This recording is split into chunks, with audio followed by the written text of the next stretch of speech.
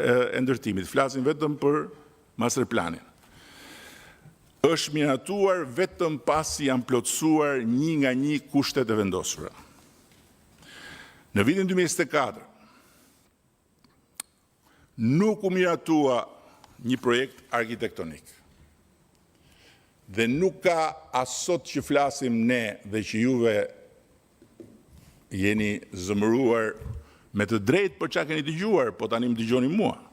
Sot që flasim, nuk ka një projekt arkitektonik të miratuar.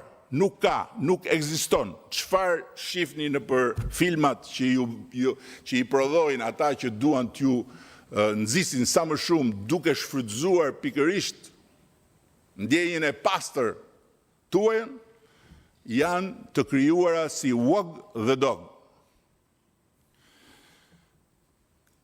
Leja e master planit ka përcaktuar zonën zhvillimore, parametrat teknik dhe urbanistik. Dhe pasi u refuzua projekti, investitorët kanë angazhuar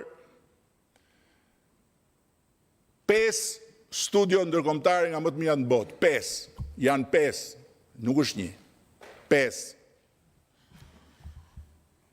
Emre Arolat Architecture, studio e njohur për vepra në zona me karakter trashëgimie, është K Studio, Emre Arolat nga Turqia, K Studio nga Greqia, është studio Big nga Danimarka, është Kengo Kuma nga Japonia, është dhe studio e Jean Nouvel nga Franca.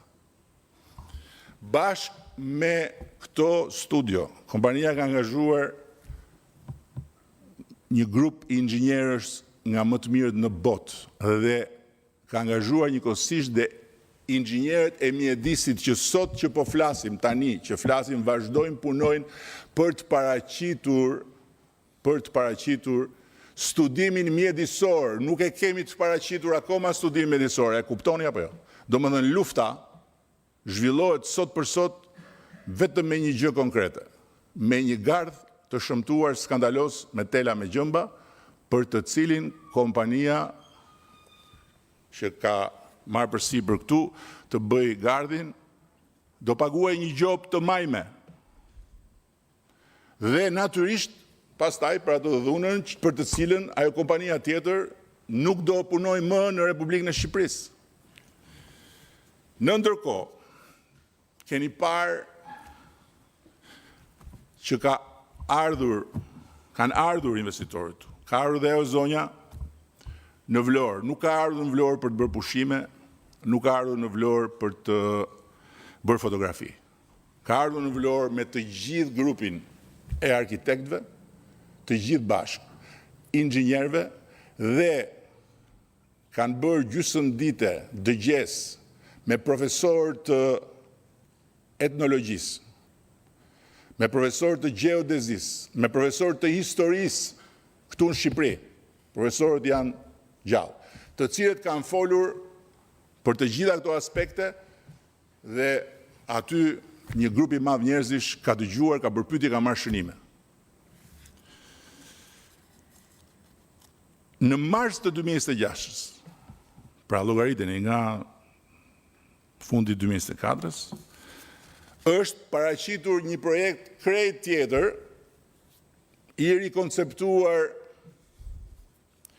me një qasje tërësisht ndryshe, projektuese, zhvillimore, mjedisore. Dhe Këshilli Kombëtar i Territorit, pra tregtarët që për emrin tim për llogarinë time shesin Shqipërinë, nuk e kanë miratuar të gjithin ashtu siç e kanë paraqitur subjekti zhvillues, por ka vendosur kushte përsëri të shkruar, janë me shkrim, dhe kufizime konkrete për vijimin e projektit. E para, është e shkruar, projekti do të zhvillohet vetëm në prona private me titull pronësie në kadastër dhe në asnjë pronë tjetër të kontestuar ose që mund të rezultojë për momentin cop shtet. Është e shkruar.